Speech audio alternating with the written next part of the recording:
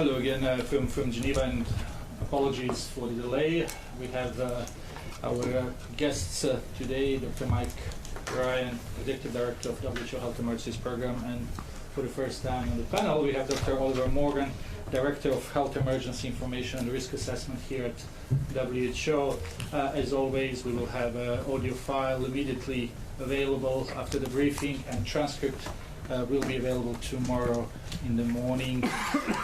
We will keep this press briefing short, so I will remind again journalists to ask only one question so we can get as many as possible. For journalists online, please click raise hand to be put in the queue for questions, and those who are dialing in, press *9, and then we will try to get your question. I'll give the floor immediately to Dr. Mike Ryan. Thanks, Director. Do I need to press that? Okay. Good afternoon, everyone, and apologies for being late.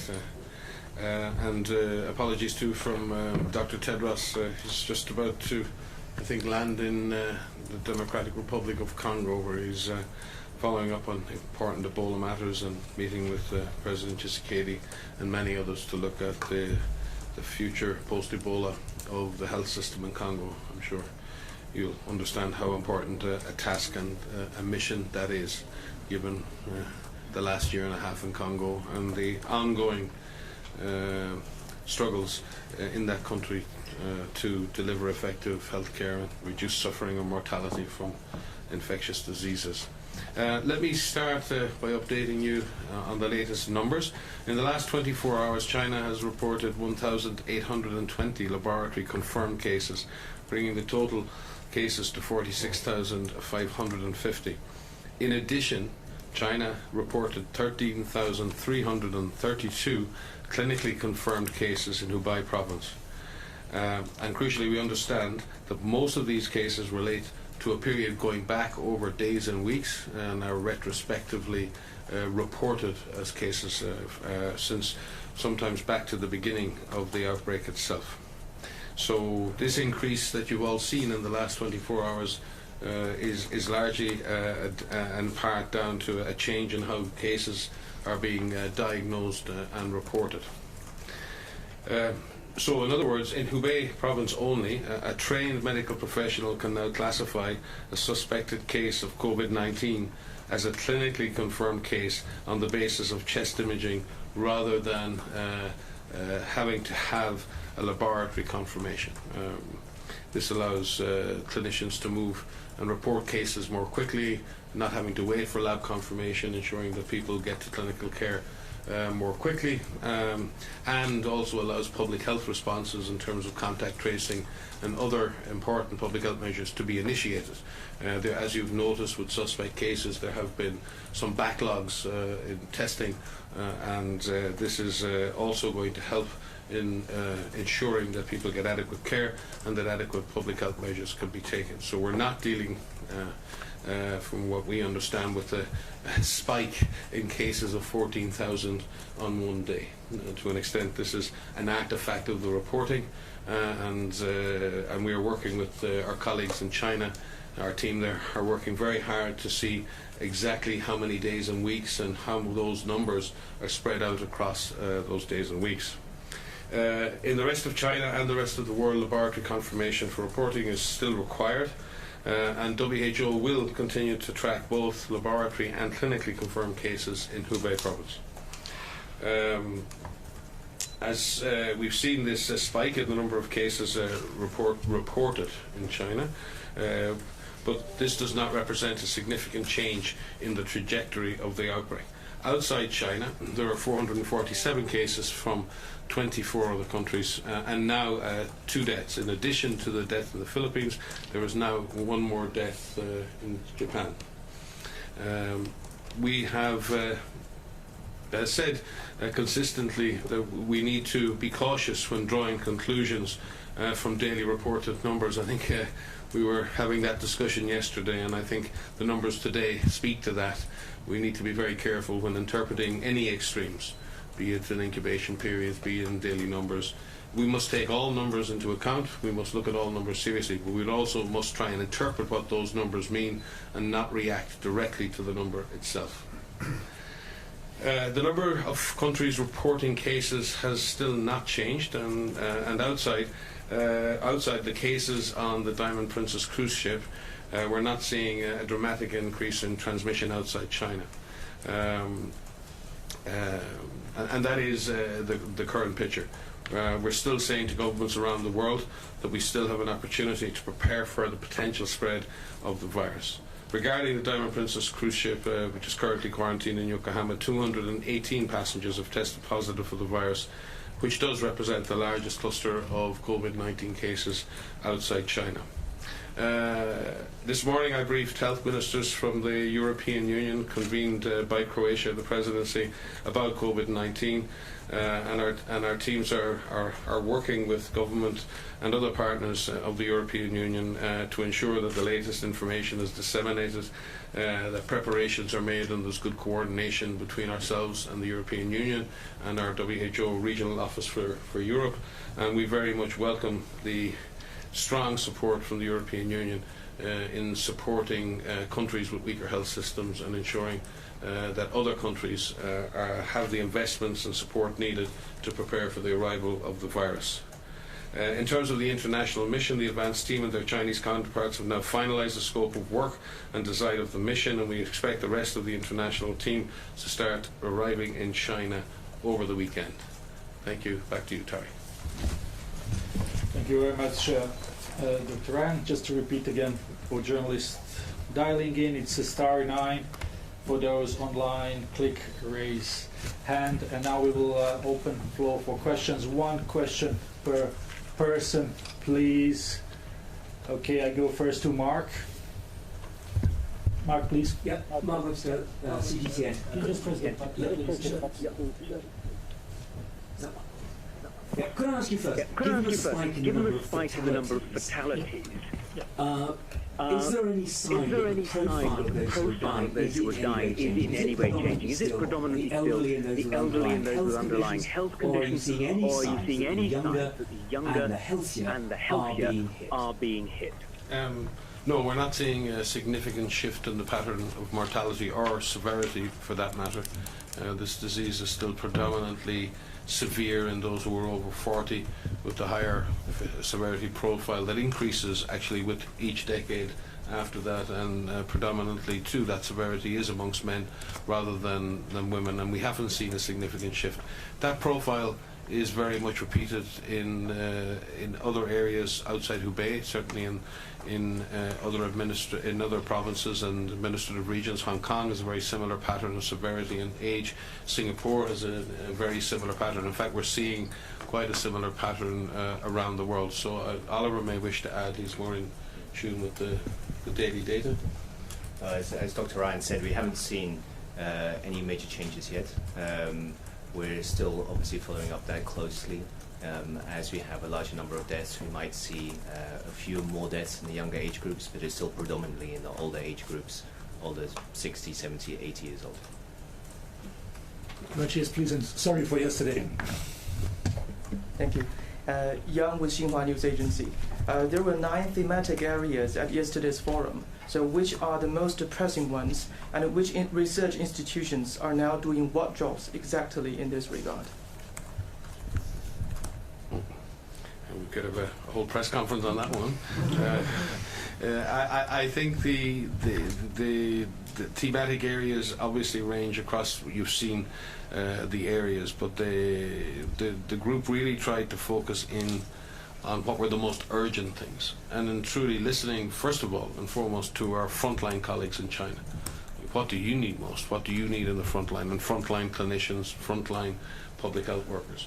And clearly the demands that are coming from them is better diagnostics that can be used in the front line, in emergency rooms, so we can make quicker decisions.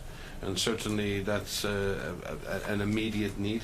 There's an immediate need to get the clinical trials that are currently started in China, to expand those trials and to use similar trial protocols in other countries like Japan, like in Singapore, so we can pool data around the drugs that are being tried and tested. We've got some standard antivirals that have been used in the past in MERS and SARS that are being tried. We've also got some anti-HIV drugs that are being used and tried. So the quicker we find out whether those drugs are having an impact, and that could be in weeks in the way the trials are set up. We could have good information in weeks. And accelerating, expanding and standardizing those trials across many sites will give us a larger number of observations and a much stronger indication as to whether those drugs are working. You can imagine being a frontline clinician at the moment, knowing which drug works would be a magical gift at this point, not only for families but for those doctors and nurses treating them. So that's what they're saying to us. Tell us what's working in treatment, give us better diagnostics in the front line. We on the public health side, and we've said this before, we really need to understand to what extent, and Director General Tedros has said this many times, how big is the iceberg? We do know, and we all accept that there is transmission occurring at some level in communities. We've seen those clusters, we've seen those super spreading events. The question mark is how much is happening outside what we see. And the ability to do household and community studies, to develop a serology test that will allow us to test populations to determine how many people in a population have been infected over time. That will allow us to have a much better sense of how big this epidemic would eventually get.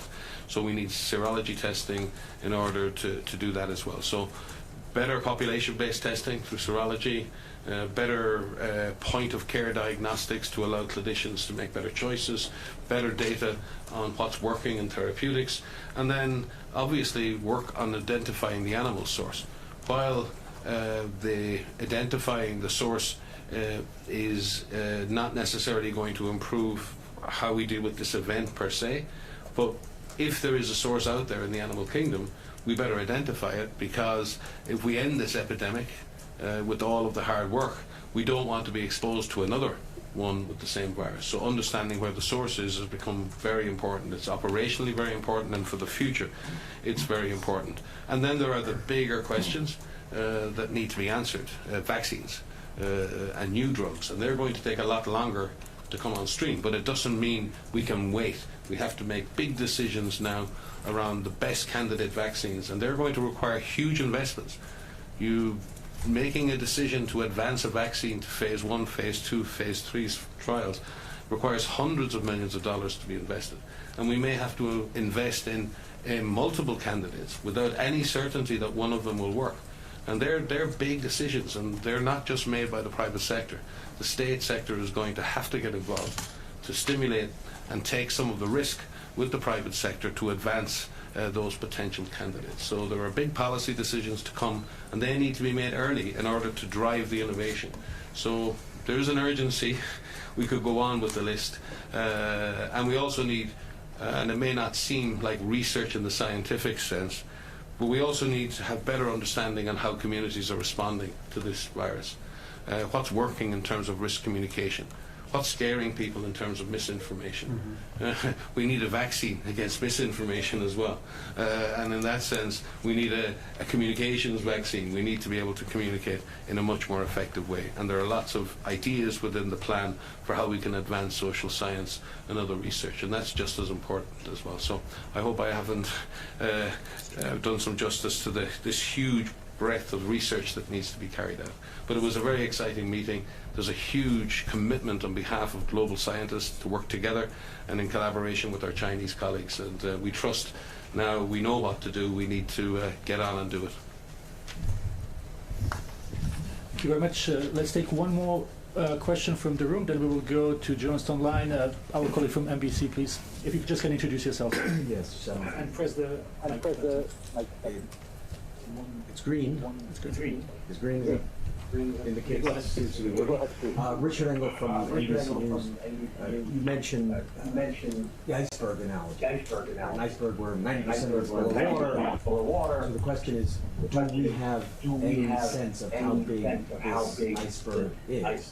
And you mentioned earlier, we need to look at what the numbers are, but also what the numbers mean. So help us interpret these numbers. Now that China has just relaxed its classification system, made it easier for people around to diagnose this disease, are we going to get a better sense of how big this epidemic is, how big the iceberg is? I'll pass to Oliver, he'll have more details, but in the absence of serology testing, a lot of countries, including Singapore, have done this. In China, it's been done as well, and in the Special Administrative Region in Hong Kong, where in emergency rooms and as part of normal winter respiratory disease surveillance, they've been actively testing thousands of samples that are not suspect cases of COVID and of COVID. And at the moment, we're just not seeing COVID activity amongst those samples. So that would give an indication that the iceberg may not be that great. That's not a guarantee. But this idea that this iceberg is absolutely massive and in some way we're only detecting 1 or 2 or 5%, this is all based on modelling. This is based on certain assumptions around what's happening. And those assumptions and those speculations are as valid as speculations in the other direction. What I sometimes find difficult to understand is why the assumption to the awful is the one that's accepted, and while the assumption of what might be a higher proportional detection of cases is always seen as invalid. I think we have work to do to see just how big that iceberg is. But if we think, if we look at the cases outside China, if we take away that issue, we've had well over 400 cases outside China. We've had 4 to 5 weeks now of cases being outside China. Only 22% of all the cases outside China are involved with a local transmission in a second or onto a third country. 78% of cases still have a direct link to Wuhan or to China. And of all of those cases, and we've been tracking each and every one of them, we can only find 8 cases that are not linked in some way to one of the identified transmission chains. Now that doesn't mean that there aren't other chains out there, but that's what we're seeing. And all of the other data being collected from other surveillance systems isn't suggesting that there's widespread, efficient community transmission going on, either outside Wuhan or outside China. But without a serology test, that is very difficult to say with absolute certainty. And maybe Oliver has something to add. Thanks very much. I think clearly we've seen quite a lot of severe cases reported from China, which is a little bit different from the picture we're seeing outside of China, in the sense that we're picking up quite a lot more mild cases, and that's in part because the surveillance and the search for cases is quite intensive when there are only a small number of cases in certain countries. So we're seeing now broader picture of some of the disease at the milder end of the spectrum. The question still does remain, how big is that spectrum?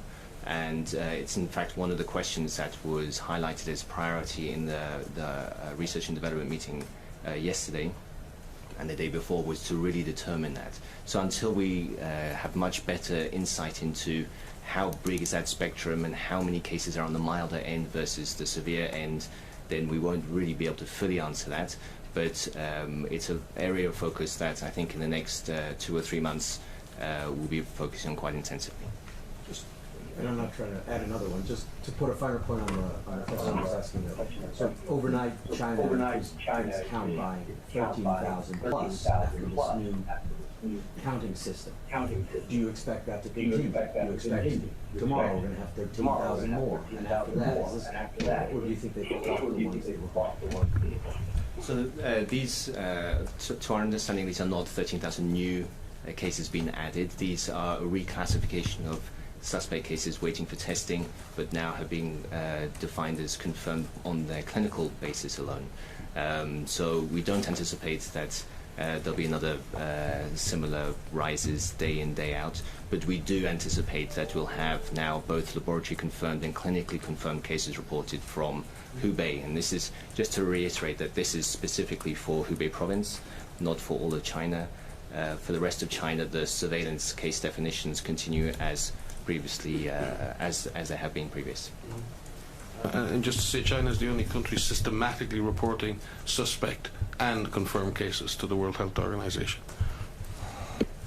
Thank you very much. So we will try to take a few questions from journalists online, and if we are ready, I will start with Kai Kupferschmidt from Science. Kai, hear us?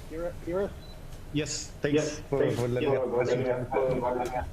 Mike, I'm curious, you talked about information that can scare people, and I'm just curious if you could comment on the name of the virus, SARS-CoV-2, whether you feel that that's something that strikes the wrong note, and whether you will be using it as you communicate. Excuse me, I didn't hear the first part. Were you referring to the name COVID-19?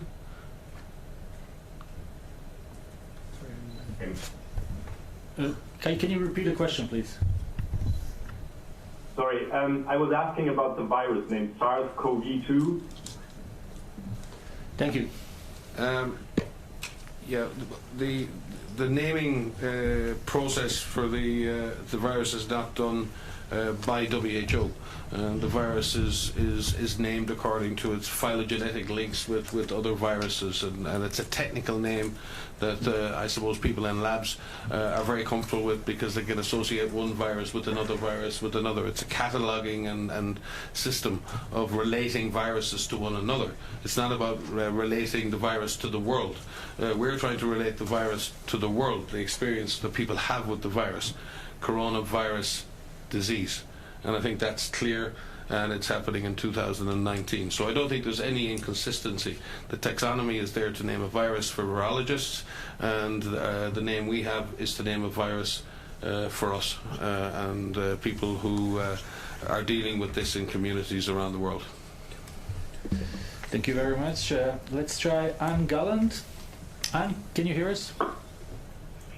Oh, hi. Thanks so much for taking my question. One of the things, when today you're saying it's not spiking numbers, but I was wondering the big increase in number of deaths. How do you explain that? Because I'm assuming they're not deaths going back to the beginning of the outbreak. I presume they are new deaths in the last 24 hours. So can you explain that in any way? Thank you. We're not 100% sure about those deaths. We believe that some of those deaths are actually deaths that refer to the clinically confirmed cases. And again, remember here, if we look at the population attack rates in places like Hubei in China, we're talking about 4 to 5 per 100,000 people or less being infected with this virus in Hubei, even in this intense period of the epidemic. There are many, many other causes of lower respiratory infection, of pneumonia, and other things. So mixed amongst this may be other causes of pneumonia. Remember, these are clinicians confirming the case in the absence of a laboratory diagnosis in someone who has clinical symptoms and changes in their X-ray consistent with pneumonia. These are effectively pneumonia cases, and there may have been deaths amongst them. Again, those deaths may be distributed across many days and weeks, and we will come back to you, Base, because we just didn't get the disaggregated number for the deaths amongst the lab confirmed cases today, so we will come back to you on that. Thank you very much. Let's take one more question from journalists online. We have Michael from CNN. Michael, can you hear us? Yes, I can hear you. Can you hear me? Yes, please go ahead. Okay, thank you for taking my question. Dr. Ryan, Director General Tedros mentioned his concern about weaker health systems in different countries. I think he mentioned the number about 45 countries that are concerned about. I happen to be in Ukraine at the moment, and it so happens that vaccination rates are quite low as well as preparedness. I'm wondering, in that number of 45 countries, are you also concerned about some of the middle-income or emerging economies? I don't mean to put you on the spot and mention Ukraine, but normally when we talk about weaker health systems, we're thinking of the lower-income countries. So if you could comment on that, I'd be grateful. Thank you. Yeah, we've based our selection of countries on a matrix between the risk of the disease arriving against the vulnerabilities identified by the country itself as part of its own SPAR analysis, but also joint external evaluations and many other parameters that have measured specific weaknesses or vulnerabilities in the public health and healthcare system. We've also shared those analyses with the countries themselves, with our regional offices that have come up with the numbers. So it's a number that compares risk with vulnerability, and then further information directly from those countries. In fact, we've been working very closely with Ukraine on the massive measles outbreak in Ukraine over the last year, and we've provided lots and lots of technical assistance and have a very strong country office there working with Ukrainian authorities, and we would expect to provide them. WHO provides policy advice and technical assistance to all countries. This is not about us supporting countries and we'll support some and not the others. Our job is to support all countries. What we're trying to identify here are specific countries that have gaps, serious gaps in their laboratory capacity, their capacity to isolate patients, their supplies of PPE, their ability to manage the first 100 and the first 1,000 cases. And we've actually looked at the costs and the investment needed for the first case, the first 100 cases, the first 1,000 cases, and we've modelled those costs for the countries and then see what is it going to actually cost for this particular load of cases in this country, in this context. And in doing that, we'll be rolling out national planning based on the global strategic plan, and each country will build a national action plan, and those costs will roll up again, and those costs may exceed the estimates we made of over $600 million. But what we needed to do was get out to the world and show the risk, show the vulnerability, model the costs that will be associated with the first case, first 100, first 1,000, and then go down to the ground, working with UN partners and others, working with the country, and bring those real costs back up into the system. And when we're doing that, we may find that some of the capacities we thought didn't exist do exist, and we may find that some of the capacities that we thought did exist don't exist, and we will have to adjust the plans accordingly. But this allows us to move in a very systematic fashion. And there are many countries in Central Asia, in South Asia, the Western Pacific and the small island nations are very exposed in a situation like this. We saw the impact that measles had on the health system in Samoa and the Western Pacific. We saw the spectre of children, infants, ventilated. Every single ventilator in Western Samoa was occupied by a child suffering from measles. At Christmas, our teams were there. The emergency medical teams were there. In fact, our last big outbreak response was in the Western Pacific, taking care of people at the other end of the age spectrum on ventilators. And now we have the tragedy of people in the older age spectrum on those ventilators.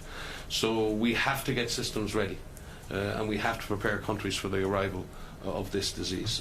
That is the only prudent course of action, and we will continue to raise this issue. As I said, with the European Union today, we advocated very strongly, and we were very, very pleased with the response we got in terms of the solidarity that countries in the European Union want to show amongst each other and want to show to countries who need investment now to prepare. Thank you very much. We have time for one or two questions. John first, and then our colleague here. John. Thank you. This year we heard that the U.S. delegation is still waiting to find out whether they're going to be admitted to China. Has WHO talked to China about this? Is that part of the role? And are there any? Will any of the public health officials from the U.S. be admitted to China in relation to coronavirus? Thank you. As I said, there's been an agreement now on the team. Team members are being contacted. I won't go into the details, but I can tell you is there's a multinational team from all over the world who will go to the field, and that has been agreed. They should begin deploying over the weekend. I won't go into the details of their nationalities or their names because they have preparations to make and visas to be issued, and they need to be briefed and they need to get to the field. But as soon as we have confirmation, because once an offer is made, then there's an acceptance, then the sending country has to finally accept to send and dispatch the person. So I'm not going to preempt any final decisions on behalf of the sending countries by naming names of individuals, but I can assure you the team is top class scientists from all over the world and all of the relevant countries who can contribute to an endeavour such as this. Thank you. Yes, please. Hello, I'm Rindal Nikkei from Japanese media. As you pointed out, there have been first one death confirmed in Japan today, and I think the situation seems to be getting more serious and crucial as time is going on, including cruise ship Diamond Princess. Could you comment on this? And I'm wondering how you're working with Japanese authorities on this issue. Thank you. Yes, I think at this stage almost all of the cruise ship related issues have been resolved successfully. The other ship has docked in the Westerdam in Cambodia, and cruise doctors and others on the ship. There have been some people with very mild upper respiratory symptoms. They're currently been tested, and while those tests are being completed, all of the people remain on board. But that's been a purely precautionary measure at the moment, and we thank the government of Cambodia for hosting the Westerdam, and our colleagues at the IMO. We went through a very detailed process yesterday of looking at all cruise ships in the area and ensuring that every ship had a harbour to dock in, and we thank all of those who've been involved in ensuring that that has happened. The situation in Japan is a more active situation because we clearly have a large number of cases in a very closed environment on that ship. The Japanese authorities have been ensuring that any suspect cases are immediately tested, and those cases that are tested positive are taken immediately for adequate care within the Japanese system, and we thank the government of Japan for that. There are also negotiations underway to allow more elderly patients to leave the ship, and that's currently been negotiated and discussed.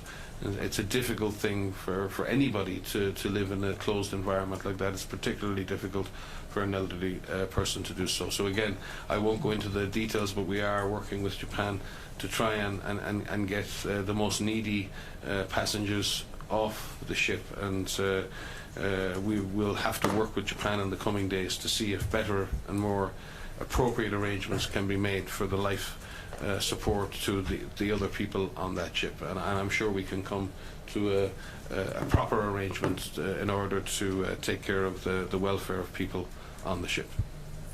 Thank you very much. Dr. Ryan is awaited on a call right now, so we'll conclude with this. Thanks everyone watching us online, dialing in, or watching us at WHO Twitter account.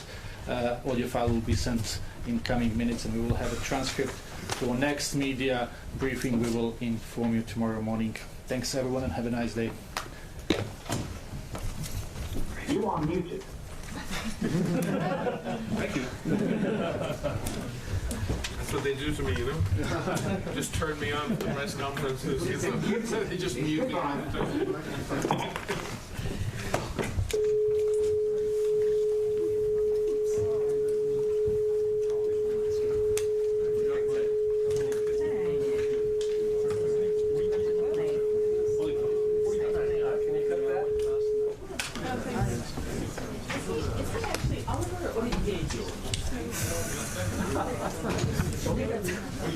I mean, I thought it was all